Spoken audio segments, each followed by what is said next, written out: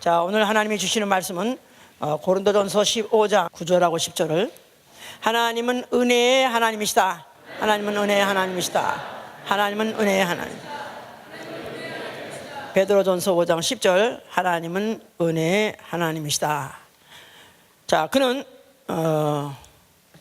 은혜를 줄 자에게 은혜를 주시고, 출애굽기 33장 19절 굉장히 중요한 얘기예요. 은혜를 줄 자에게 은혜를 주시고 은혜를 아는 자에게 더 큰 은혜를 주신다. 야고보 4장 6절에 은혜를 줄 자에게 은혜를 주시고, 주시려고 맘먹지 않으시면 안 주신다, 그런 뜻이죠. 줄 자에게 주시고, 또 은혜를 아는 자에겐 더 큰 은혜를 주시는 분이시다. 자, 우리 신앙은 바로 이 사실을 인정하는 것입니다. 그러므로 인해서 나는 누구냐고 알기를 나는 은혜 받은 자라고 아는 것입니다. 나는 은혜 받은 자요. 저는 나는 뭐 인간이다 다 하다가 그런 것은 이제 하나님 앞에 다 그러긴 좀 미안해가지고 지금 나는 은혜 받은 자요. 자, 이게 나는 은혜 받은 자고 알되 내가 이 은혜 받은 것을 하나님 앞에도 당연하게 나타내고, 나뿐이 아니라 어디 가서든지 불신 세계든지 아니면은 교회 내에서든지 누구하고 만난다 할지라도 나는 내가 은혜 받은 자라는 사실을 자랑스럽게 떳떳하게 생각하고 말하는 그런 정도가 이제 신앙이 있는 것이고요. 정말로 우리가 그 신앙을 가졌다면 은혜로 시작해서 은혜로 마감하는 생활, 이게 바로 우리의 신앙생활인 것입니다. 우리의 신앙생활은 은혜로 시작해서 은혜로 마감하는 생활이다.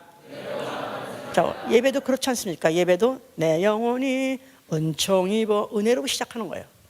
은혜로 시작해가지고 끝날 때 예수 그리스도의 은혜가 있을지어다. 그래서 예배 시작도 은혜로 시작하고 또 끝난 마무리도 은혜로 마감하는 것 같이 우리의 신앙은 은혜로 시작해서 은혜로 마감해야 된다. 골로새 1장 6절에 은혜를 깨달은 날부터, 베드로전서 1장 13절에 예수 그리스도 나타나실 때 가져올 은혜를 바라기 때문에 은혜를 깨달은 날부터 예수 그리스도가 나타나실 때 가져올 은혜를 어떤 은혜인지 대강 짐작하고 그것을 사모하기 때문에 그날 때이 될 때까지 변함없이 은혜로 시작해서 은혜로 마감해야 되는 게 우리의 신앙생활이다 그랬었어요. 자, 은혜 해보세요. 네. 자, 은혜 하면은 은혜 받은 사람 벌써 이미 가슴이 뭉클합니다. 은혜라는 이름을 가진 사람은 은혜는 벌써 내 이름을 부르나 오늘은 my day 그렇게 생각하는지 몰라. 기문에는 그러나 기문에뿐 아니라 우리 기독교에 너무나도 흔한 상투적인 용어 같아서 그냥 한때는 그 은혜라는 단어가 은혜스러웠지만 그냥 더 이상 오히려 부담스러운, 나아가서는 희석되고 퇴색돼가지고 별로 나에게는 그게 어떤 충격도 되지 못하고 감각도 오지 않는, 그렇게 됐는지도 모르지만은 이 은혜라는 것은 처음부터 은혜로 시작해서 끝때까지 은혜로 가야 된다.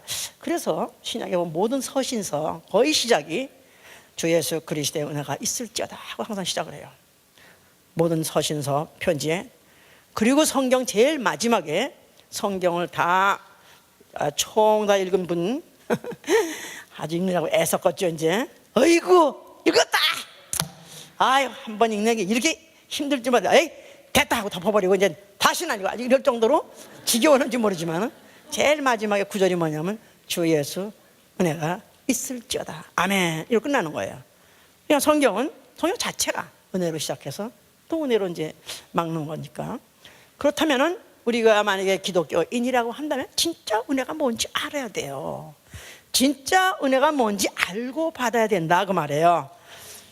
그냥 목사님이 좋은 말씀하시니까 은혜 받았어요. 오늘도 목사님이 꽤 아주 덕스러운 덕담을 하셨으니까 그래서 은혜 받았어요, 그렇게 말하기도 하고, 또 나아가서는 또 요새는 또 하나님이 당신 개개인에 대해서 아주 원더풀 계획을 갖고 계십니다. 위대한 계획을 갖고 계십니다. 아멘, 할렐루야, 은혜스럽습니다. 참 나 자신에 대해서도 나를 갖다가 그 은혜 나에 대해서 하나님이 그렇게 위대한 계획, 그런 놀라운 계획을 갖고 있다는 데 대해서 와, 진짜 내가 바라던 게 이건데 정말 은혜스럽다 이렇게 해서, 물론 그런 걸 그렇게 은혜스럽다고 하는지 모르지만은, 그러나 이 은혜 자체가 하나님이 어떠한 것을 은혜라고 주셨는가를 내가 만약에 그 분량이 있다면 나도 꼭 분량 그대로 인정하고 받아들여야 돼요. 그거를 만약에 깎고 가지고 거대한 나무를 그냥 아름들이 그냥 매다름되는 그런 큰 나무를 갖다 기껏 다 잘라가지고 이쑤시개 하나 만든다면은 너무너무 아까운 것이다 이 말이야. 나무도 진짜 힘들 거야. 나무도 나 이럴 줄 몰랐다. 나가 이렇게 수십 년 동안 자라서 이 큰 나무가 됐는데 나를 그렇게 다 깎아가지고 결국 이쑤시개 하나 만들어? 아마 왼술 갚으려고 평생 나무 귀신이 들어갈지도 몰라. 이 선물, 은혜라는 것은 선물이다. 또 나아가서는 값없는 선물이다. 그래서 이제 아무 공로 없이, 아무 지불하는 것도 없이 그냥 거둬받는 것이다. 그러니까 공짜 좋아하는 한국 사람들은 양잿물도 먹는다는 그런 마음으로 일단 받고 보는 거야. 그래서 은혜는 아멘 하고 이제 내가 받아들이면 마치 내가 받은 것 같이 이렇게 생각을 하지만은, 값이 없이 준다고 해서 가치가 없다는 뜻은 안 돼요. priceless라고 해서 worthless는 아니다 이 말이에요. 너무나도 가치가 크기 때문에 어떤 거 하고도, 어떤 계산, 어떤 가치하고, 어떤 값하고도 바꿔줄 수 없는, 상대도 되지 않고 계산도 안 되기 때문에 그냥 공짜로 주는 것이지 값어치가, 가치가 없어 그런 것은 아니다 이 말이에요. 그래서 진짜 우리가 이제 정말 나름대로 애들도 참 선물 좋아하죠. 그래서 애들 그냥 장난감도 사다 주면 그냥 까마라지게 좋아하고, 그래서 막 가지고 또 하루 놀고 또 며칠 놀아요. 그러다가 보면 택배를 가지고 다시 놀주잖아. 또 새거 사달라 그러고, 또 부인도 마찬가지야. 또 남편이 또 어디 갔다 와가지고 또 좋은 설명해줬다 그러면 처음에는 좋아가지고 막거든. 나중에 얼마 보니까 또 어쩌냐니까 아이 그냥 파출 맞으면 좋다 그러고, 그런 식으로 별로 가치 없게 생각하고 이렇게 해서 버려버리는 그런 선물이 아니다 이 말이야. 하나님은 장세전부터 이미 은혜로운 하나님으로서, 은혜 하나님으로서 은혜 주려고 작정하신 작정하신 그 은혜, 그야말로 하나님이 장세 이전부터 준비하실 때 전혀 후회 없이, 전혀 하자 없이, 전혀 부족함이 없이 완벽한 선물을 준비하셔서 그것을 인류에게 주시려고 하셨고, 만약에 이것을 우리가 받는 것이 우리의 신앙이라고 만약에 한다면, 과연 우리는 내가 과연 그런 은혜를 알고 받은지 한가 생각해 봐야 돼요. 히브리서 10장 15절에는 대단한 염려되는 글을 쓴 것은, 너희 중에 하나님의 은혜에 이르지 못할 자가 있을까 두려워하라 그랬었어요. Fail of the grace, 하나님의 은혜에 미치지 못할 자, 그 은혜를 하나님은 엄청난 양을 줬는데 나는 받았다고 치자, 받지도 않았으면서 받았다고 치자, 또 나아가서는 받았는 줄 알았었는데 알고 보니까 받지 못한 채로 그냥 종교 생활을 하는 자가 있을까 두려워라 그랬었어요. 자, 그래서 하나님이 이 은혜를, 너무 크고 너무 엄청난 은혜를 준비하셨고, 만약에 이것을 선물로 준다고 줄 때 아마 이거를 알고 받는 자는 까무러 뿅 갈 거야, 까무러질 거야. 그런데 이제 그걸 처음부터 주면은 가치가 없이 생각하고 안 받을까봐 하나님이 순서를 정해서 인류에게 알아보고 반가워하고 받을 수 있게 하기 위해서 이제 순서를 정한 것이 선차적으로, 후차적으로 정해서, 선차적 은혜는 일반 은혜요, 후차적 은혜는 특별 은혜예요. 일반 은혜는 만물을 하나님이 지셔가지고 다 인류에게 붙여줬습니다. 네가 다스리고 네가 지배하라, 네가 누려라. 그래서 만물, 소위 말해서 보이는 것이나 보이지 않는 것이나 하나님이 지으신 모든 것들을 인간이 다스릴 수 있고 누릴 수 있도록 선물로 주셨어요. 이것은 전 인류가 믿든지 말든지 하나님 어디서 나와보라고 그래 하고 하나님한테 삿대질을 친다 할지라도 하나님은 전혀 개의치 않고 후회 없이 다 주셨습니다. 그래서 전 인류뿐이 아니요, 인류뿐이 아니라 생물까지도 다 하나님이 준비하신 그런 양식을 다 먹고 사는. 그래서 하다못해 지렁이도 은혜 받은 자요. 송충이 징그러운 송충이도 은혜 받은 자. 그건 다 뭐냐, 자연적인 은혜를 받았다. 그래서 이제 일반 은혜라고 말하는 거예요. 그런데 이제 그런 것들을 이제 수천 년 동안에 그거를 누리게 하고 누리게 해서 이건 도저히 자연스럽게 변천돼서 되어진 것을 우리가 개발해서 만들어서 누린 게 아니라 이건 하나님이 주신 거다. 이런 것을 아는 민족이 어디냐면 바로 유대인이에요. 바로 히브리예요. 바로 이스라엘 사람 에게다가 하나님이 특별 은총을 보내주셨으니 바로 그게 독생자다. 독생자. 자, 독생자는 바로 그 일반 은혜를 받고 아는 자에게 이제 그 다음에 더 높은 수준의 은혜를 줬다. 그랬을 때 우리가 예수 그리스도를 보니 은혜 위에 은혜라. 은혜 위에 은혜. 은총 위에 은총. 선물 중에 최고의 선물. 그렇죠. 이제 자연이라는 은총을 그것을 누리면서 이것은 하나님이 창조주로 지은 걸 우리가 누리고 있는 거야 하고 알고 있는 그 민족에게다가 이제 이때쯤 됐으면은 이제 이 선물 주면 까무러질 것이다 하고 준 게 바로 독생자였던 것이다. 자, 이것은 누구한테 주냐면 믿는 자에게 주는 것이다. 믿는 자. 자, 이제 이렇게 주시려는 그런 순서를 가지고 이제 계시면서 성경에서 하나님이 이제 그 은혜를 베풀라고 할 때 그 은혜를 받는 자들의 사례들이 몇 가지가 있습니다. 이제 제일 처음에 이제 노아는 그가 은혜 받은 자라라 그랬었어요. 그런데 그런 홍수 예보를 받고 그가 그 특별히 노아한테는 홍수가 날 것이다. 방주를 지어라. 그럼 노아 내 가지고 구원받는다는 그것을 인포메이션을 받았어요. 그랬을 때 그를 은혜로 받아들였어요. 그래서 아이고 우리 가족한테 이거 가르쳐줬네. 이거는 진짜 중요한 정보야. 그래가지고 그들이 방주를 짐으로 해서 구원을 받았죠. 은혜 받은 자. 그 다음에 아브라함도 그가 100세나 돼서 사라와 사이에 아들이 없었을 때 내게 아들이 있을 것이다 하는 예고를 하려고 그 집에 왔었을 때 아브라함은 은혜로 받아들였어요. 그래서 이제 아닌 게 아니라 그와 같이 100세 때 아들 낳는 그런 은혜를 그들이 체험했죠.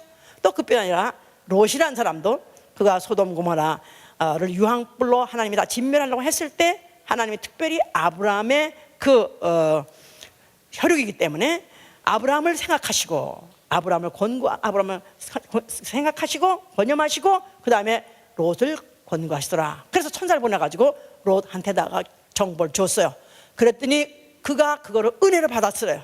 은혜를 받아가지고 그래서 그 다음에 그들이 결국 이제 멈칫했다가도 결국 이제는 그 소돔 고모라에서 도망 나온 바람에 그들이 성과 함께 멸망당한 걸 면했죠. 이제 또 그 다음에 야곱이라는 사람도 그가 정살이 20년 만에 그가 이제 20년 있을 때 하나님께서 그를 갖다 네 친족 집으로 다시 돌아왔던 것을 돌아가라. 그래서 그 은혜로 그를 다시 돌아가도록 해줬다 그랬었어요. 그래서 그 야곱이라는 사람이 바로 이제 누구냐 하면 이스라엘인데 이스라엘은 은혜 받은 조상에게서 난 바로 은혜 받은 종자다 이 말이에요. 이스라엘. 자, 그래서 이스라엘은 이 세상에서 지금 이스라엘은 진짜 미워합니다.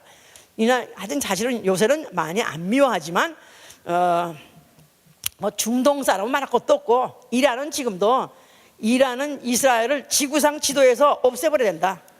아주 싹싹 지워버려야 된다 하고 지금도 이를 갈고 있어요. 그 사람들이 지금 그 핵을 개발해가지고 계속 좀 발전시켜가지고 뭐 얼마 있으면 터뜨릴 수 있다고 하는 정도인데 누구를 겨냥하고 하려고 하냐면 바로 이스라엘 치려고 하는 거야. 이제 감히 미국 때다 내가 그건 아니에요. 걔들을 뭐 써야 된다 하는데 그들을 그렇게 미워할 수가 없어요. 근데 뭐 그뿐입니까? 하여튼 어느 나라든지 가서 지금 뭐 미국의 뭐 유대인들이 지금 득세하고 지금 다 미국을 움직이다시피 하는 나라지만 사실 속으로는 다 안 이뻐해요. 그냥 그래 니 잘났어 똑똑해 그래 알았어 에이 그러면서 사실 그에 대해서 마음에 못마땅해 미워하는 거냐면 그들은 누구냐면 하나님께 은혜 받은 백성이기 때문에 그들은 하나님이 특별히 은혜를 주실 때 그 어떻게 표현했냐면 애굽에서부터 그들을 종살이하는 자들을 하나님이 진두지휘해 가지고 그들을 이끌어내셨다. 그래서 그들은 애굽에서 구원받은 것을 은혜로 알기 때문에 은혜 받은 민족을 알고 있어요. 은혜 받은 민족. 자, 그러니까 이제 이런 은혜를 모르는 민족, 또 은혜를 받지 못한 민족은 그들이 미울 수밖에 없는 거죠. 이제 자, 그들이 이제 출애굽한 다음에 하나님께서 그들이 계명을 주셨어요. 그 계명이 신명기 5장 10절인데 나를 사랑하고 내 계명을 지켜 행하는 자에게 천대에 내가 이르러 은혜를 베푸겠다 그랬었어요. 그러면서 씨가 번성할 것이고 또 우양이 번식할 것이고 너희 소유 물산들이 풍성해야 될 것이다. 이런 계명을 그들이 받고 있었는데 그들이 그 계명을 지키려고 노력하는 이유는 은혜를 받으려고요. 또 은혜로 주신 것들을 그것들이 무효가 되지 않기 위해서 그들은 그 애를 썼던 것이다 이 말이에요. 자, 이것을 자자손손이 잊지 않게 하기 위해서 뭐를 지라왔다? 성소. 자, 성소에는 뭐를 두게 하셨어요? 거기다가 여호와의 이름을 둬서 여호와 이름. 자, 여호와 이름은 무슨 이름이에요? 그는 은혜의 하나님의 이름이에요. 그런데 그는 은혜 줄 자에게 은혜를 주고 은혜 주시지 않은 자에게는 오히려 왼수같이 망하게 하는 그런 분이다. 이런 것들을 그들은 역사적으로 그들을 체험하게 하고 그러면서 우리는 독점한 민족이다. 이것을 그들은 기억하게 하고 새기고 그걸 유산하게 자손에게 유산을 하려고 하는 것이다 이 말이에요. 한번 그러니까 우리가 오늘도 설교할 때 이걸 잘 왜 들어왔냐면요, 하나님은 오늘도 은혜를 줄 자에게 주시고요, 은혜를 사모하지 않은 자 있는 것도 뺏으세요. 그러니까 내가 은혜를 받을 수 있는 태세를 마련하지 않으면 있는 믿음도 개코 같은 믿음까지도 뺏길 수 있어요. 그러니까 내가 정말 다 보세요. 한번 출애굽기 33장 19절 이거는 그냥 여호와는 은혜 줄 자에게 은혜 준다는 말이니까 그건 간두고 여호수아 11장 20절 보세요. 여호수아 11장 20절 여호수아 11장 20절 338면이에요 20절 11장 20절 여호수아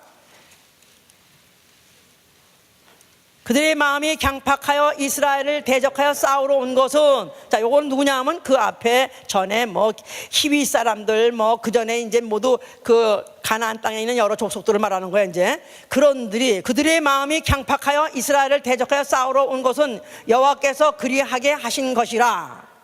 그들로 저주를 받은 자 되게 하여 은혜를 입지 못하게 하시고 여호와께서 모세에게 명하신 대로 진멸하려 하셨습니다. 그러니까 가나안 땅 거민들이 이스라엘 백성을 이를 갈고 그냥 그들 갖다 잡아 죽이려고 대항하고 싸우러 오게 된 것은 그들이 그렇게 마음을 가진 게 아니라 하나님이 그렇게 했다는 거예요. 그들 마음을 그렇게 마음을 먹게 했는 것은 그들로 하여금 아예 저주받게 하고 그들로 하여금 망하게 하려고 그들로 하여금 은혜 받지 못하게 하려고 하셨다는 것은, 은혜는 하나님이 줄 자에게 주시고 안 줄 자에게는 오히려 은혜의 원수가 되기도 할 수 있는 분이다. 이걸 안다면은 우리 오늘날에도 그런 하나님 말씀 다 큰 거 안 믿어 간도 그럼 만약 은혜 받으시 원하면 아멘 하세요. 그러니까 진짜 내가 은혜 받은 사람이 되려고 은혜 받는 게 합당한 자가 되려고 이제 그들로 하여금 기억하게 하시고 그 은혜를 사모하게 하고 그 은혜 안에 살게 하려고 했던 것이다. 자, 그래서 이제 그 성소 안에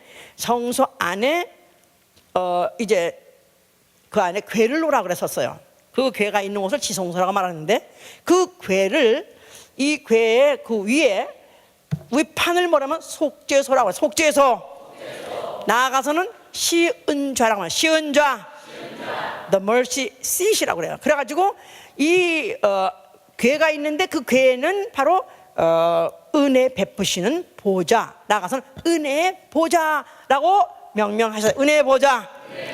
자, 그러니까 그 성소 안에 뭐가 있어요? 은혜의 보좌가 있다고 말이에요. 그런데 바로 이 성소를 그들에게 짓게 할 때 무엇부터 짓게 했냐면은 우리 보통 그러죠. 보통 우리 건물 질 때는 제일 먼저 땅 고르고 그다음에 뭐 기소파고 기둥 세우고 그다음에 지붕 이제 얹고 그리고 다 뭐 페인트하고 카펫 깔고 그다음에 가구 사서 드리는 거예요. 그런데 이 성소는 전혀 반대입니다. 전 성소는 지을 때 제일 먼저 무엇부터 지으냐면 바로 궤부터 지라고 했어요. 궤, 언약궤, 시은좌. 자, 그것부터 지란 말이면 아직도 아무것도 건물이 없는데 그것부터 짓는 거예요. 뭐냐 하면 성소의 목적이 뭐냐? 성소의 목적이 뭐냐 하면 바로 은혜 보좌 놓게 하기 위해서 성소를 짓는 것이고, 또 너희들이 성소를 생각할 때 성소하면 어떤 개념을 가져야 되고 어떤 선입관이 있어야 되면 은혜에 베푸시는 보호자가 있는 곳. 그러니까 성소의 목적이기도 하고 성소의 중심이 뭐냐면 바로 은혜다 이 말이에요. 알았죠?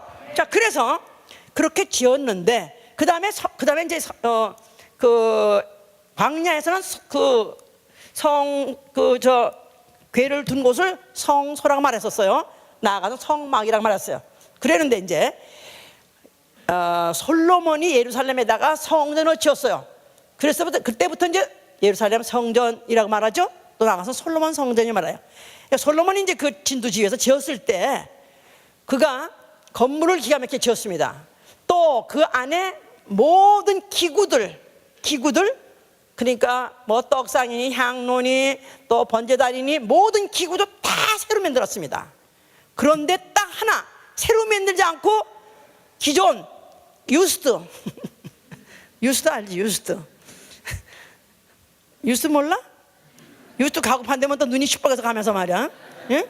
유스트 가구가 뭐냐? 단 하나 바로 이 궤만은 하나만큼은 새로 만든 게 아니라 바로 그걸 가지고 들어갔다 이 말이야. 이게 어디냐면 열왕기상 17장 48절 50절에 그랬어요. 솔로몬이 여호와의 전에 모든 다른 기구는 다 만들었다 그랬었어요. 해보세요. 솔로몬이 여호와의 전에 모든 다른 기구는 다 만들었느니라. 그러니까 거기에 뭐 금으로 만들었고 노수로 만든 이 모든 것들 뭐 장막인데 더 이상 막도 아니고 이제는 다 완전히 이제는 금을 들려가지고 해가지고 엄청나게 단단한 건물로 지었습니다만은, 그런데 단 하나 성막에 있던 것을 그대로 쓰는 것은 바로 이 시은자가 있는 바로 속죄소 그 궤만은 그대로 썼다만 자제가는 이거는 처음부터 이 아이의 은혜로 시작해가지고 은혜로 마감한다 그런 뜻이에요. 은혜는 변치 않는다 그 말이에요. 은혜가 중심이다 그 말이에요. 은혜가 인류에게 하나님이 주시고자 하면 은혜다 그 말이에요. 알았습니까?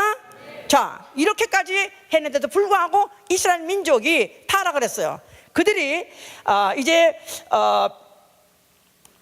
그들이 가나안에 들어가서 정착을 하게 되다 보니까 다른 민족들하고 자꾸 섞여 살게 됐다 이 말이에요.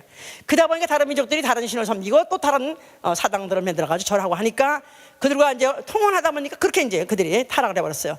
그들이 타락을 했을 때 뭐라고 표현하냐면 여호와께서 이스라엘에게 베푸신 모든 은혜를 그들이 저버리느니라.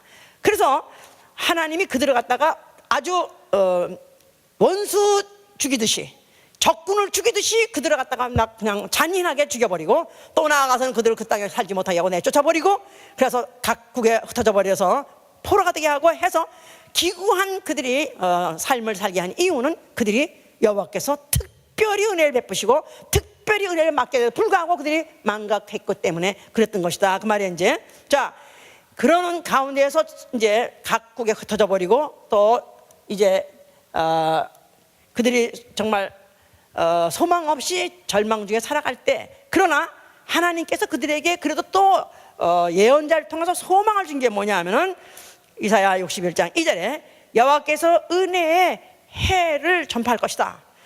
하나님의 신원의 날을 전파할 것이다. 그래서 슬픈 자를 위로해 줄 것이다는 그런 예언을 했고요. 또 스가랴 8장 22절은 많은 백성과 강대한 나라가 예루살렘에 와서 여호와를 찾고 은혜를 구할 것이다 그랬었습니다. 이제는 이스라엘 백성 정도가 아니라 많은 족속들이 나아가서는 강대한 나라까지도 그 예루살렘에 와가지고 은혜를 구할 것이다 하는 그런 예언을 이제 선지자를 통해서 비쳤어요. 이제 자, 이런 역사 배경을 깔고 있는 가운데서 예수라는 이가 나타난 것이다 이 말이에요. 예수와 자, 자칭 하나님의 아들이라고 하는 이가 나타났어요. 자, 그가 바로 성전 앞에 나타나셔가지고 그 성전을 향해서 뭐라고 말씀하셨어요? 자, 너희가 성전을 헐라 그리하면 내가 살만해 일으키라 했기 때문에 성전 자체가 필요 없다는 건 아닙니다. 성전이 필요하다는 것입니다. 너희는 definitely 성전이 필요하다. 왜 성전이 필요하면 성전의 중심이 뭐예요? 은혜이기 때문에. 성전의 목적이 뭐예요? 은혜이기 때문에. 그러니까 은혜를 내가 베풀러 왔다. 그런데 바로 이스라엘 사람들에다가 여호와의 이름으로 이스라엘 사람에게다가 은혜를 약속했던 것은 씨의 번성이요, 또 소출의 풍성이요, 우양의 번식. 그래서 물질적이고 세상적이고 육체적인 것들에 대해서 은혜를 베푸는 것으로 이들은 그것을 만족했어요. 그러나 예수가 오신 것은 은혜를 주시되 그 은혜보다 더 수준 높은 은혜 위에 은혜를 주러 오신 것이다 그 말이에요. 자, 이거 1장을 보세요. 1장 14절을 보시면 1절 한번 보시고 봅시다. 태초에 말씀이 계시니라. 이 말씀이 하나님과 함께 계시니 이 말씀은 곧 하나님이시라. 자, 말씀은 하나님이시다. 자, 하나님의 자현, 하나님의 자현, 하나님의 스스로 나타나심. 자, 복을 주세요, 은혜를 베푸세요 하니까 오신 것이 아니라 하나님은 창세 전부터 그는 말씀으로 계셨고 은혜 하나님으로 계셨어요. 은혜를 베푸시겠다고 이미 작정하셔가지고 창세하셨을 때 모든 만물을 창조하셨고 그 모든 만물로 하여금 또 누리도록 동물과 또 사람에게다가 또 은혜를 베푸셨다. 특별히 그 중에서 이스라엘 백성을 택해가지고 너는 아주 프랜차이즈다, 아주 은혜를 전담하는 민족이다 하고 그들에게 줬었던 그런 가운데에서 그들은 성소를 중심으로 하고 살았었던 자들이다 이 말이에요. 그런데 그 성소를 헐어버려라, 내가 사람을 이렇게 했다는 것은 바로 하나님, 그 은혜의 하나님 자체가 나타났기 때문에 그런 것이다 이 말이에요. 자, 1절, 14절 보세요. 말씀이 육신이 되어 우리 가운데 거하심에 우리가 그 영광을 보니 아버지의 독생자의 영광이요 은혜와 진리가 충만하더라. 할렐루야. 네. 말씀이 육신이 되어 하나님이 육신이 되어, 그러니까 말씀이 육신이 되어 하나님이 육신이 되어 바로 은혜의 하나님이 육신으로 나타나셨다 이 말이에요. 그런데 그 은혜를 보니까 충만하다 정도가 아니라 16절에 우리가 다 그의 충만한 데서 받으니 은혜 위에 은혜로라. 할렐루야. 이스라엘 백성만큼은 바로 하나님이 은혜에 받은 민족으로 선택해서 그들은 아주 특별히 자기네 민족이 선민이요 또 자기 민족 이상의 민족이 없다고 생각했고 자기 민족 이상의 은혜를 받을 자가 없다고 생각했어요. 그런데 이제 그렇게 생각하게 하는 그 중심지가 뭐냐면 성소다 이 말이야. 그 성소를 뭉개버려라, 그 성소를 부셔버리는 것은 이제부터는 성소의 중심은 은혜가 아니다. 은혜는 여전히 은혜입니다. 그런데 그 너희들이 원하는 물리적이고 육체적이고 가시적인 은혜가 아니라 영적이고 영원한 은혜를 주러 왔으니 바로 내가 왔다 그 말이에요. 독생자, 특별 은총, 그가 특별한 은총을 오셨다 이 말이에요. 그렇기 때문에 이제부터 그 은혜는 대상이 모든 이스라엘 백성, 유독히 이스라엘 백성만이 아니라 여호와의 이름으로 관계 맺은 이스라엘 백성만이 아니라 이제는 그가 부서지는 순간에 모든 종족, 즉 자기가 영혼으로 아는 자에게 내가 그 은혜를 주겠다 그런 뜻입니다. 자, 그뿐이 아니라 이제 그 바로 성소에서 속죄소라는 것이 있음으로 인해서 속죄소는 속죄하는 곳이에요. 속죄를 선포하는 거예요. 속죄의 제사를 받고 속죄를 선포하는 것이 속죄소예요. 해봐서 속죄소. 속죄의 제사를 받고 속죄를 선포하는 곳이다. 백성이 죄를 짓고 그 죄를 깨달아 가지고 그들이 제사를 지낸다 이 말이에요. 그걸 속죄 제사라 그래요. 근데 그 속죄 제사가 상달되었고 그 속죄로 말미암아 이제는 죄사함을 선포하는 것이 바로 속죄소다 이 말이에요. 자, 예수께서 그가 이제는 손으로 지은 속죄소를 패버려라. 이제는 짐승의 피 가지고 짐승의 몸뚱아리 가지고 제사를 드려서 속죄했던 그 제사는 패하고 이제는 말씀이 육신이 돼서 오신 하나님이 육신으로 나타나서 바로 내 몸으로 그 몸으로 내가 바로 속죄 제물이 되겠다. 그 몸에서 흘리신 그 피 가지고 속죄하겠다. 이런 것을 바로 말씀하신 것이다 그 말이에요. 자, 그래서 친히 그 몸으로 해보세요. 친히 그 몸으로. 베드로전서 2장 24절에도 친히 그 몸으로, 바로 그가 그 몸으로, 거기다 친이라는 말, 친이라는 말은 사람이 아니고 짐승이 아니고 사람도 아니고 그는 하나님이신데 그가 몸으로 왔을 때 그 몸으로 친히 제물이 되려고 하셨기 때문에, 그래서 히브리서 10장 5절에는 오직 나를 위해서 한 몸을 예비하셨도다세요. 한 몸, 그 몸, 예수의 몸, 그 몸을 하나님이 제물로 예비하셨다 그 말이에요.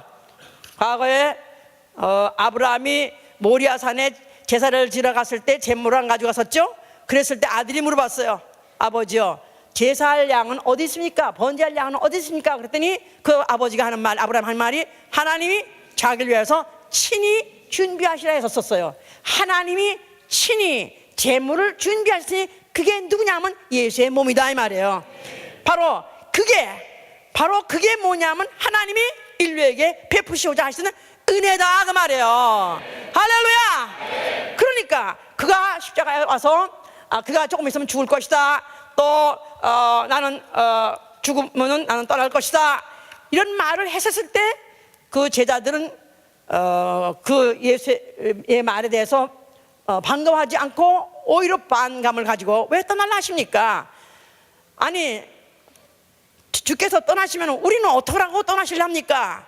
차라리 주께서 만약 죽을 일이 있다면 우리가 대신 죽죠 하면서 예수의 죽음에 대해서 반대하고 죽음이 이르지 않도록 하기 위해서 자기들이 차라리 보호하겠다 호언장담까지 했습니다. 그러나 예수께서는 그럴 때 그래도 너희들이 참 은혜스럽네, 그래도 배은망덕하지 않고 3년 같이 다니더니 그래도 같이 그래도 또 한 밥 먹었다고 의리 있네 그러지 않고, 사단아 내 뒤로 물러가라, 만약에 내가 죽지 않으면 하나님의 뜻이 어찌 이루어지리요. 하나님은 아들을 육체로 보내셔서 그 몸을 제물로 준비해서 그를 죽이시고 그를 피를 흘려서 인류에게 주시고자 하는 선물을 바로 마련하였기 때문에 이를 위해서 나는 주겠다 하시더니, 그래서 모든 분위기가 점점 험악해지기 시작했고, 또 제자 중에서 파는 자가 생겼고, 정권자들은 이를 기활해가지고 로마군에가 냄져가지고 결국 예수 갖다 죽게 했다 이 말이에요. 그래서 예수는 마치 어쩌면 그 정권에 밀린 것 같이, 나아가서는 어떤 초지의 뜻이 굽힌 것 같이 어떤 위대한 뜻을 품고 왔는데 그 뜻을 이루지 못하고 그냥 좌절해서 폐잔병같이 초라하게 그가 잡혀서 죽은 것 같이 죽었습니다. 그래서 그 죽음을 보고 예루살렘의 여인들이 울었다 그랬었어요. 예루살렘의 여인들이 그래도 꽤 괜찮은 선지자가 나타났었고, 또 그래도 우리에게 나름대로 빛을 줬었는데, 소망을 줬었는데, 아니 저런 착하신 분, 저런 훌륭한 분을 저렇게 잡아가다니 해가지고 그들이 울었었을 때, 예수께서는 그들에게, 여자들에게 하는 말이, 예루살렘의 여자들아 나를 보고 울지 말라. 나는 아버지 뜻대로 나는 죽으려고 왔기 때문에 나는 죽으려고 간다. 차라리 울려면 너와 내 자손을 위해서 울라 그랬었어요. 자, 그러면서 예수께서는 너무 담담하게 그가 십자가 골고다 언덕에 올라가서 잘 치고 올라가서 거기서 죽으셨습니다. 자, 그가 십자가에서 죽으시면서 뭐라고 말씀하셨어요? 자, 그가 십자가에서 다 이루신 것이 뭐죠? 그가 다 이루신 것이 무엇이죠? 그가 바로 아버지요, 아버지께서 이 몸을 예비하셨는데 내가 바로 그 몸을 예비하신 대로 내가 바로 그 몸을 아버지께 드리나이다. 아버지께서 날 제물로 나를 준비하셨으니 나를 제물로 사용하여 주셔서, 그래서 자기가 그 십자가에서 죽으셔서 자기 몸을 내놓은 것이다 그 말이에요. 할렐루야. 자기 목숨을 내놓은 것이다 이 말이에요. 할렐루야. 그러면서 아버지께서는 나에게 바로 이런 기회를 주신 것 자체가 이게 은혜입니다. 왜냐하면 내가 죽어야 다시 부활할 것이고, 부활해야 하나님이 예비하신 하늘과 땅, 히브리서 1장 2절에 모든 만유의 후사가 되게 하실라신 은혜, 바로 이것이 이루어지기 때문에 바로 나는 이 사실 자체, 나를 죽도록까지 보내시고 죽음의 계명을 주시고 또 죽도록까지 내버려 두신 것 자체를 나는 은혜로 받습니다 하고 그가 고백하고 죽으신 것이다 이 말이에요. 자, 그런 가운데에서 그가 이제 그 몸으로 죽어서 전 인류의 죄값을 그가 대신 담당하시고, 그 증거로 피를 흘려놓으심으로 인해서 은혜로 말미암아 그 은혜를 인류에게 베푸셨는데, 그의 피로 말미암아 구속 죄사함을 얻게 하시려신 것이다 이 말이야. 할렐루야. 그래서 그가 친히 나무에 달려 그 몸으로 죄를 담당하시고 그가 그 몸으로 채찍을 맞으셨느냐. 그래서 그 몸으로 인류에게 필요한 것이란 건 다, 필요한 것은 영혼이든지 아니면 육체든지 환경이든지 모든 필요한 것들은 그가 그 육체로 그가 담당하시고 그 육체에 고난 받으심으로 다 은혜로 베풀어 주신 것이다 그 말이에요. 그는 그 몸을 다 쓰셨어요. 그 말은 인류에게 주고 싶은 것을 하나도 남기지 않고 선물로 다 주신 것이다 이 말이에요. 할렐루야. 그 일을 다 마쳤습니다. 아버지께서는 그를 갖다가 사흘 만에 다시 살려서 하늘 보좌에 앉게 하셨으니 그 보좌를 뭐라 말하면 은혜 보좌라고 말하면 은혜 보좌, 은혜 보좌. 자, 거기서부터 그가 은혜를 베푸신다 이 말이에요. 이제부터는 그가 앉으셔서 거기서부터 그로부터 은혜가 나오는 거예요. 그 은혜가 이제 마치 계시록 22장에 보좌 앞에서 보좌에게서부터 생명수 강이 흘러 내려오는데 그 생명수 강의 옆에 있는 나무들이 다 살더라, 열매를 맺더라. 그 보좌에서부터 마치 은혜가 강같이 흘러서 지금 흘러나오고 있는데 그 은혜의 강물에 접촉한 영혼은 살 뿐만 아니라 열매를 맺더라. 할렐루야, 할렐루야.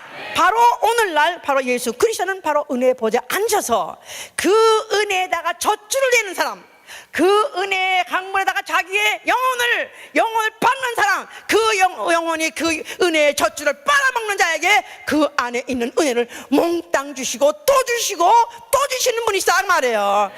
자, 그가 맨날이 못 되어서 성령을 보냈다 그랬죠. 자, 성령은 누가 받을 수 있습니까? 성령은 누가 받죠? 성령은 특별히 성령을 받을 수 있는 자격이 누구냐면 예수의 피로 구원을 받은 사람, 예수의 피로 죄 씻음을 받은 사람, 나아가서는 예수 그리스도의 은혜를 받은 사람이 받는 것이다 이 말이에요. 그러니까 축도할 때 예수 그리스도의 은혜와 하나님 아버지의 사랑과 성령의 감동이 있을지어다 그럴 때 성자와 성부와 성령을 말하고 있어요. 그런데 우리 보통은 성부, 성자, 성신 이렇게 말하는데 축도할 때는 항상 성자부터 말하는 이유는 성자의 은혜, 예수 그리스도의 피의 은혜, 그 피를 받아들여가지고 죄 씻음을 받고 정결함을 받고 그리고 거듭나서 하나님의 자녀가 되었을 때 아버지의 사랑도 받는 것이에요. 그 다음에 성령의 감동도 받는 것이다 이 말이에요. 그러니까 은혜 신앙생활의 제일 기초 처음이 뭐냐면 예수의 피를 은혜로 받아들이는 것이다 이 말이에요. 예수 그리스도의 은혜가 있을지어다. 예수 그리스도의 피를 은혜로 받아들이는 거, 이게 바로 신앙의 시작이다 그 말이에요. 영적 생활의 시작. 오늘 이 사람 우리 교회 처음 왔는데요, 이 사람 병이 들었으니 병부터 좀 고쳐주세요. 그럼 이 사람 어디 교회 다닌 적 있어요? 아니요, 절 다니다가 뭐 덩덕궁 하다 안 돼가지고 오늘 교회 처음 왔어요. 그런 사람한테 안수해서 될 수 있냐? 아니요, 예수 그리스도의 은혜를 먼저 받아야 된다 그 말이에요. 예수의 그 몸에서 흘리신 그 피, 친히 그 몸으로 죄를 감당하시고 그 몸에서 찢어서 흘리신 그 피부터 은혜로 받아들이는 거예요. 아멘, 할렐루야. 내가 예수의 피로 받아서 아멘 하세요. 자, 이런 자에게 성령이 내리시는 것이다 이 말이에요. 성령이 내리신 거는 이제부터 그가 은혜로 주신 것들을 속속들이 알게 하려고요. 속속들이 알게 하려고요. 예수의 피 안에 담겨 있는 여러 가지 속성이 있습니다. 예수의 이름 안에 있는 여러 가지 속성이 있습니다. 그 모든 것들을 속속들이 다 알게 하시려고요. 나아가서는 베드로후서 3장 16절에는 예수 그리스도의 은혜에 대해서 알게 하려고요. 예수 그리스도, 또 예수 그리스도가 누구신지, 그가 어떤 분인데 어떤 분으로서 그런 은혜를 베풀었는가를 알도록 자라가게 하시는 게 바로 성령이다 이 말이야. 예수가 하나님의 어린 양, 그가 그 몸으로 그 십자가에서 죽어서 그 피로서 내 죄를 씻어줬고 내가 그래서 죽었던 영혼이 새로 살아났다. 하나의 상투적인 그런 생각, 개념, 관념을 가지면 안 된다 이 말이에요. 이 자체 예수의 그 피로서 내가 죄 씻음을 받고 거듭나고 내가 새로운 피조물이 됐다, 이 자체가 천지가 개벽되는 것 이상, 천지가 개벽되는 것 이상의 중요한 변화요, 충격적인 변화요. 이거야말로 정말 이 자체가 그렇게 은혜가 그렇게 은혜가 될 수 없다. 이건 이상에 더 은혜가 없다. 이건 더 이상 바랄 것도 없이 완전히 은혜다. 이렇게 생각하는 건 성령이 임하시고 성령이 역사해야 돼요. 성령이 감동해야 알게 돼요. 이런 사람은 과연 내가 어떤 은혜를 받았는가? 과연 하나님이 베푸신 은혜, 자, 예수 그리스도의 은혜를 위해서 우리에게 베푸신 은혜가 뭔가? 죄사함을 받는 거죠. 그 피로 죄사함을 받느니라. 그러니까 우리가 구약의 노력이 뭡니까? 율법의 요구가 뭡니까? 죄인을 잡아내는 거예요. 죄인을 추적하는 거예요. 죄인을 잡아가지고 사형을 주는 게 바로 율법이다 이 말. 이게 1500년 깔렸었습니다. 그러니까 그 오랜 세월 동안에 그 율법 하나하나를 안 범하려고 얼마나 이들이 몸부림쳤는지 몰라요. 자그마치 613가지 하나만 밟아도 지하가 터지는 거야. 그러니까 613가지 왜 못 같은 거 있잖아요. 왜 자동차 테스트 하려면은 자동차가 못을 갖다 길에 뿌린다고. 그런 거 봐서 광고에서 자동차 같은 거, 벤츠 같은 거 뭐 이렇게 광고할 때 그런 거 보잖아. 앞에 차가 나가가 먼저 차가 가다가 못도 이렇게 된 못이 아니라 막 번개같이 막 그냥 이렇게 된 못 있잖아요. 이런 걸 쫙 뿌려놓는다고. 그럼 그 다음에 차가 벤츠가 쫙 가는데 안 터지는 거야. 안 터지는 거. 예? 이게 가능해? 글쎄 모르겠어. 그게 하여튼 가능한 것은 얘들이 뭐 새로 만들어내서 가능하다는데, 율법이 그렇게 많은 송곳 같은 것들이 법이다 이 말이야. 이거를 안 밟고 하나만 밟아 터진다 이 말이야. 이런 공포 속에서 살아본 사람, 아니면 죄를 짓고 그 죄에 대한 형벌을 두려워해가지고 어떤 형벌이 내가 받을 것인가 두려워서 절망을 느꼈던 이런 사람이라야 예수 그리스도의 피의 은혜가 뭔지 안다 이 말이야. 죄사함의 은혜가 뭔지 안다 이 말이야.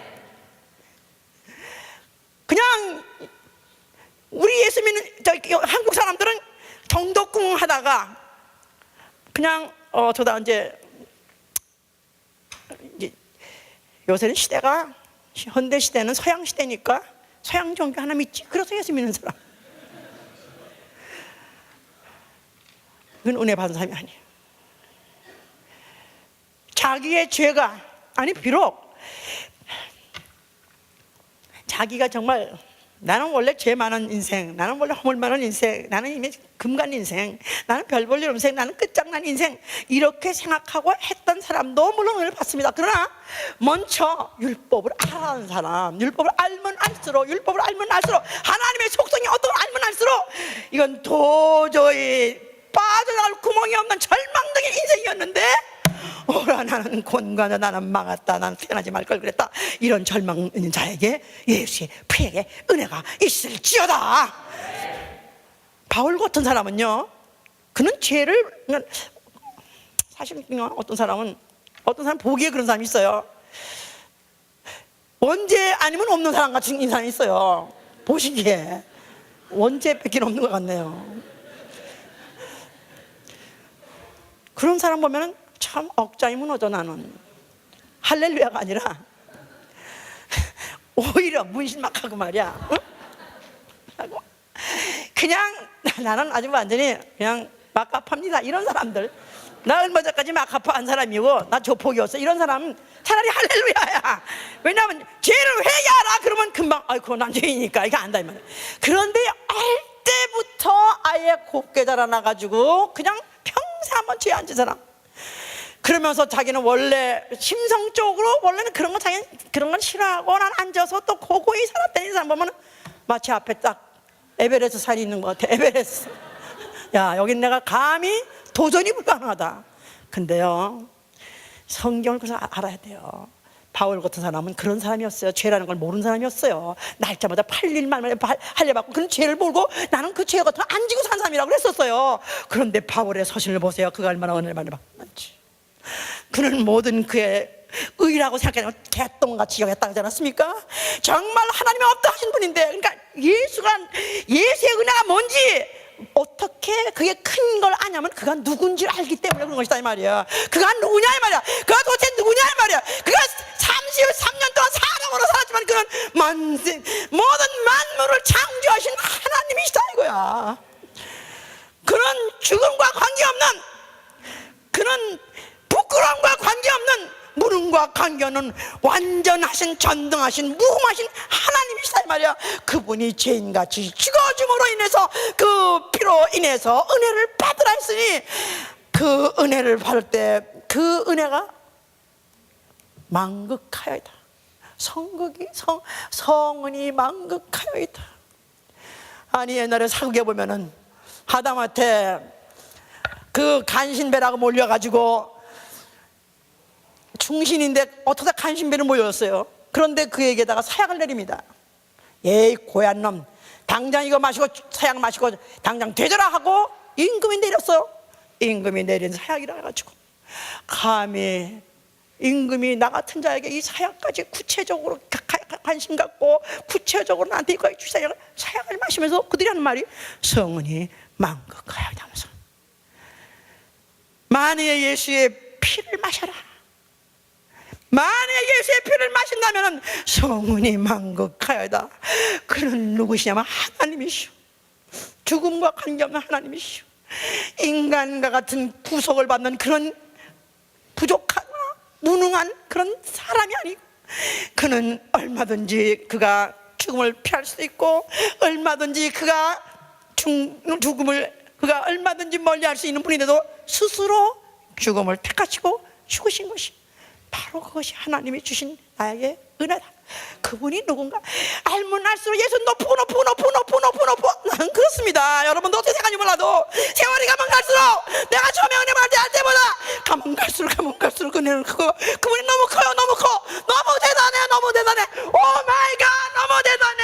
아니 근데 그분이 나를 대신해서 죽으시다니 이게 은혜다 이 말이야.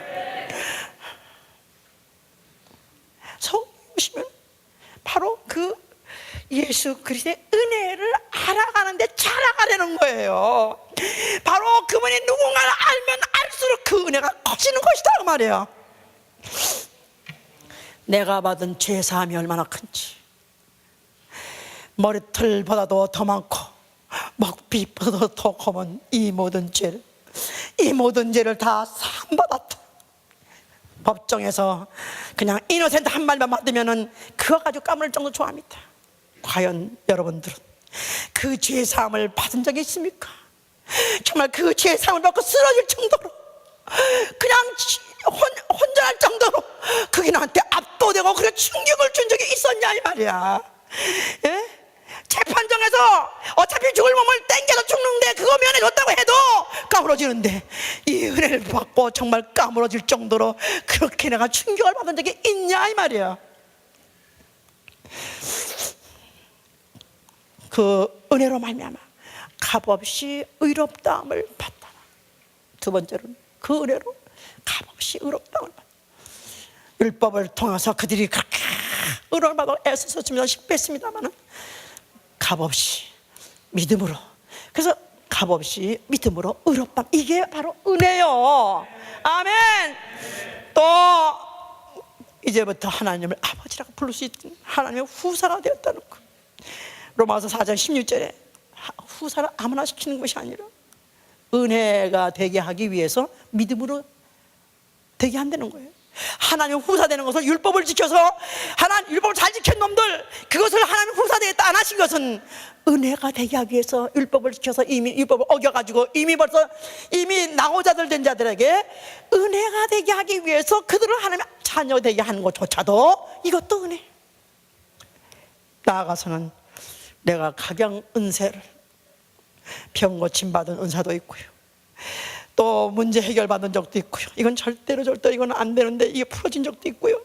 거기다가 가정이 엉망진창인 가정들이 또 은혜 받아가지고 가정이 변화된 것도 있고요. 또 마음에 항상 번민 또 아니면 고민 나아가서는 정신병자 될 정도로 폭발할 직전이 없었는데 평안을 얻기도 하고요. 그래서 우리가 몸과 마음과 또 생활에 그 은혜를 내가 각양의 은사를 받은 것을 우리가 체험으로 갖고 있는 사람들이 있습니다. 이런 사람. 그리스도인이 누구냐? 은혜 받은 자. 나는 은혜 받은 자다. 해보세요. 나는 은혜 받은 자다. 그럼 은혜 받은 자는요, 모든 것을 다 은혜로 합니다. 모든 것을 다 은혜로. 나를 불러주신 것도 은혜로 알고, 어떡하다가 내가 그때 누굴 만났는데, 그때 한번 교회 가보자 했다가 와서 귓구멍이 열려서 듣다 보니까 내가 엄청난 은혜를 받게 됐어요. 나를 그때 불러주셨다는 거.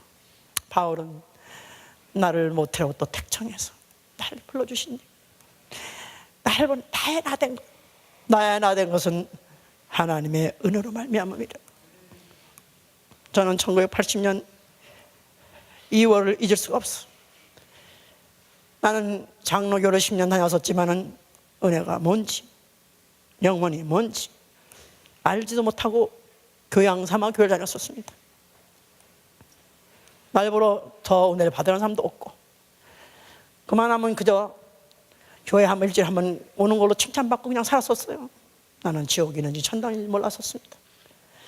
그런데 그 1980년 내가 가장 힘들었을 때, 가장 비참해 있었을 때, 가장 소망이 없이 힘이 없이 완전히 쓰러져 있었을 때, 그때 누가 날 보러 한번 어디 선교관에 가보라고 그래서 한번 갔다가 그날부터 귓구멍이 열리기 시작했습니다.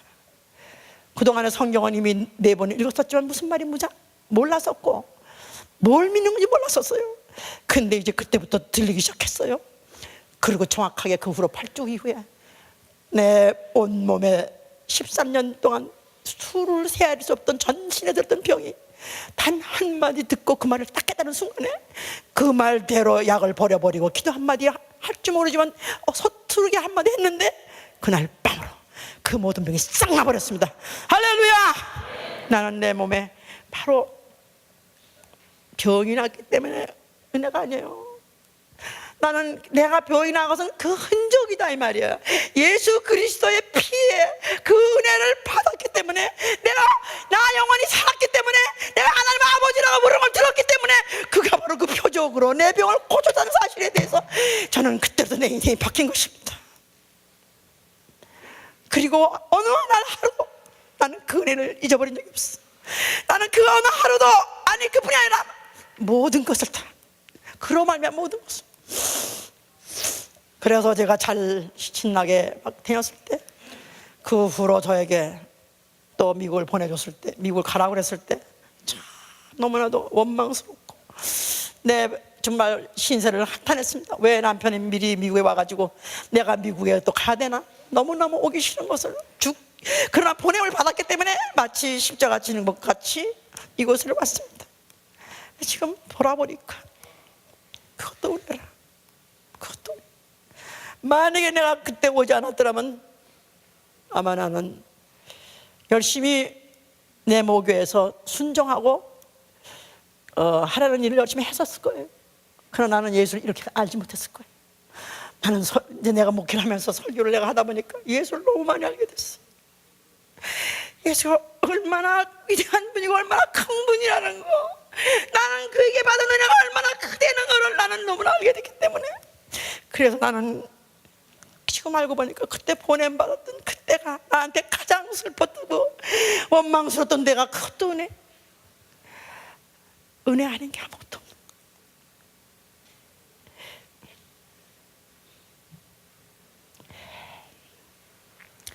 은혜의 말씀을 오늘도 들려주시는 이가 있다는 것, 이게 은혜입니다. 사도행전 20장 32절에도 바울이 에베소 교회를 떠나면서 그가 참 발걸음이 안 떨어지는 거예요. 3년이나 에베소 교회를 기르다가 이제 떠나려고 하니까 마치 양무리를 이리들이 언제 와서 잡아갈지 모르기 때문에 참 발이 안 떨어지는 거예요. 그러면서 그들에게 위로하는 말이, 내가 너희를 위해서 기도하는 것은 너희를 은혜의 말씀에 부탁한다. 너의 영혼을 깨주고 너의 영혼을 예수를 알려주고 제 말씀에 복종하게 해주고 너희가 영원히 알려주고 하여튼 영원을 위해서 살도록 몸부림치게 하는 바로 그 말씀에게다 너희를 부탁한다. 오늘날 예수 본교회가 만약에 그런 말씀을 듣고 있다면 나는 지금도 은혜를 받고 있는 것이고 이거 자체가 은혜야. 은혜로 아느냐 이 말이에요. 그렇습니까? 왜 목사님은 이렇게 악을 쓰고? 미국 사람은 그러죠. 이렇게 거의 흑인들 아니면 악 쓴 사람이 없으니까. 어떻게 하면 이 은혜를 아느냐? 저는 실제 그러고 싶어요. 내가 이렇게 설교를 하면서도 정말 복장을 가서 내가 가까이 있으면 복장을 지르고 싶은 사람이 있어. 가슴을 퍽을 치면서 너 이거 아냐? 너 이거 들리느냐? 내 영혼이 이걸 듣느냐? 나는 이렇게 복장을 치고 싶어요. 정말 이 은혜를 말씀을 통해서 알아듣고 말씀을 통해서 전기 충격받듯이 충격을 받는다면 변화되지 않을 사람이 없는 것입니다. 그런 사람. 고난이나 환난이나 가난이나 질병이나 이런 모든 것도 다 은혜로 받아야 돼. 시편 14편 5절에 뭐랬냐면 의인이 날 칠지라도 은혜로 받는다 그랬었어요. 날 칠지라도 비록 나를 후려치더라도 나를 그것도 은혜로 받을 수 있고 비록 내가 가난해졌더라도 주께서 주신 것이오니 이것도 은혜로소이다. 나에게 질병을 주신다 할지라도 이것도 주님이 나한테 처방이시오니 이것도 은혜로 받겠습니다. 환난을 주시더라도 주님의 처방이니 은혜로 받겠습니다. 구박과 비방을 준다 할지라도 이것도 은혜로 받겠습니다.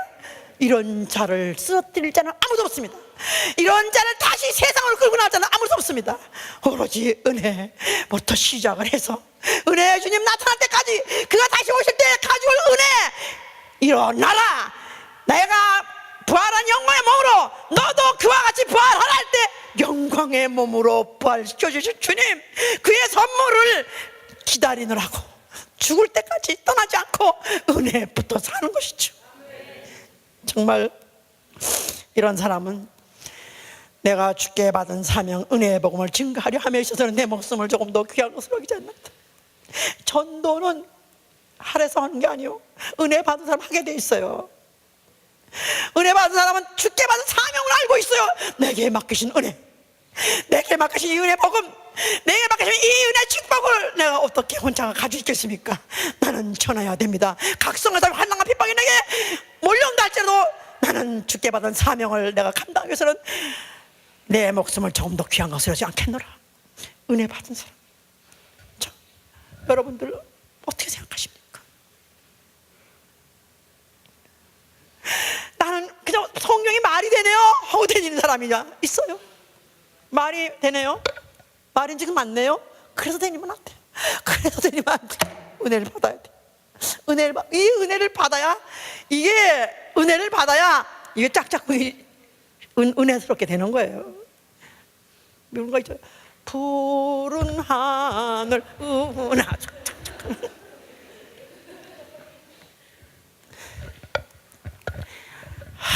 은혜를 받은 사람은 벌써 예수 얘기만 해도 은혜스러워. 예수 얘기만 해도 은혜스럽고 예수의 말씀 무슨 말씀이든 명령이라도 은혜스럽고 이런 것이 돼 있는 사람을 누가 대적하리요? 누가 정죄하리요? 하나님이 의롭다 하신 이를 누가 정죄하리요? 하나님이 내 편이라 하나님이 함께 하신 이를 누가 끊으리요? 다시 한번 나는 은혜 받은 자인가? 한번 생각해 보세요. 정말 은혜 받은 자. 성격으로 아니면 성질로 인격으로 다니는 한계가 있어요. 환난을 이기지 못합니다. 환난이 와도 주의 의인이 나를 칠지라도 은혜로 한 사람이 이기는 거예요. 그분은 은혜 줄 자에게 은혜 주셔요. 은혜를 감사하고 은혜에 살려고 미쳐서 은혜에 미쳐 돌아가는 사람 자꾸 미치게 해줘요. 더 은혜 받게 해줘요. 만약에 은혜를 받을 만한 때가 되는데도 안 받고 태워버린다면 인도같이 뺏어버린다 그랬어요. 가장 저주가 뭐냐? 하나님이 은혜를 걷어가는 자. 가장 저주가 뭐냐면 은혜를 줬어도 태워버리는 자. 나는 그럴 수 없습니다. 나는 은혜가 필요한 사람입니다. 나는 죄인 중에 계시기 때문에, 난 죄인 중에 계시기 때문에 나는 은혜가 필요합니다. 나는 끝까지 나는 은혜 붙잡고 살 것이오니 은혜의 사슬로 나를 묶어 주시옵소서. 자, 이제 손 들고 기도합니다. 자, 은혜만 정통 받아버리면 그 다음에 십자가도 지는 거예요. 은혜를 안 받았기 때문에 십자가가 하나의 목걸이로 상징물이 되는 거예요. 아니요, 실상이 돼야 됩니다. 은혜를 받아야 돼요. 나 정말로 다른 거 다 안 되더라도 은혜 하나만큼은 확실히 받게 해줘. 다시 한번 기도합니다.